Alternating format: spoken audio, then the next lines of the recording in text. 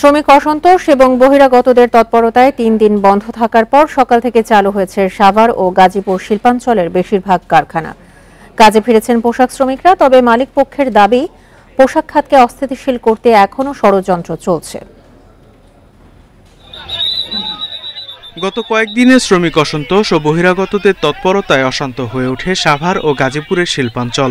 নিরাপত্তা ব্যবস্থা জোরদার করায় সকাল থেকে কারখানায় আসতে থাকে পোশাক শ্রমিকরা।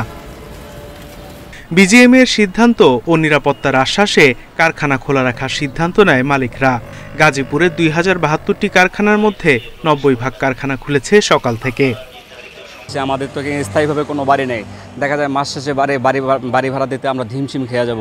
পোশাক কারখানা বদ্ধ হলে এরকম ঝামেলার মধ্যে আমরা পড়ে যাব। বহিরাগত লোকজন এসে গেটের সামনে অনেক ভিড় করতেছে, অনেক লোক জামায়াত হইতেছে একসঙ্গে, আমরা অনেক আতঙ্কে আছি। মালিক পক্ষ জানায়, চাকরির দাবি করে একদল বহিরাগত পোশাক খাতকে অস্থিতিশীল করার চেষ্টা এখনো করে যাচ্ছে। যারা বিশৃঙ্খলা করছে তাদের মধ্য থেকে আমরা কিছু বিষয় আমরা পয়েন্ট আউট করেছি, যেগুলো হচ্ছে হয়তো 10 জন গন্ডগোল করতেছে, তাদের মধ্যে আমরা বলতেছি যে ঠিক আছে তোমাদের সিভি দাও, তোমাদের চাকরি দিব। তো তার মধ্যে 9 জনই সরে যাচ্ছে, কারণ সে আসলে প্রকৃতপক্ষে শ্রমিক না, কোনো জায়গায় কোনো ফ্যাক্টরিতে সে কখনো কাজ করেনি। উচ্ছৃঙ্খলতাই তার মূল উদ্দেশ্য। কঠোর নিরাপত্তা ব্যবস্থার মধ্য দিয়ে সাভারের বেশিরভাগ কারখানায় যোগ দিয়েছেন পোশাক শ্রমিকরা। শিল্পাঞ্চলের নাশকতা এড়াতে সতর্ক অবস্থানে রয়েছে যৌথ বাহিনী। রাস্তার মধ্যে কোনো ধরনের কোনো ভ্যান্ডালিজম বা সহিংসতা নাই।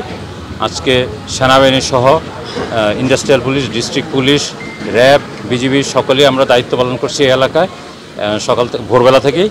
তবে সাভারের বেশ কয়েকটি কারখানার শ্রমিকরা কাজে যোগ দেওয়ার পর বিভিন্ন দাবি জানিয়ে বেলা 11টার পর আবার ফ্যাক্টরি থেকে বের হয়ে যায়। অর্থনৈতিক সংকট সহ নানা কারণে 13টি কারখানার উৎপাদন এখনো বন্ধ রয়েছে।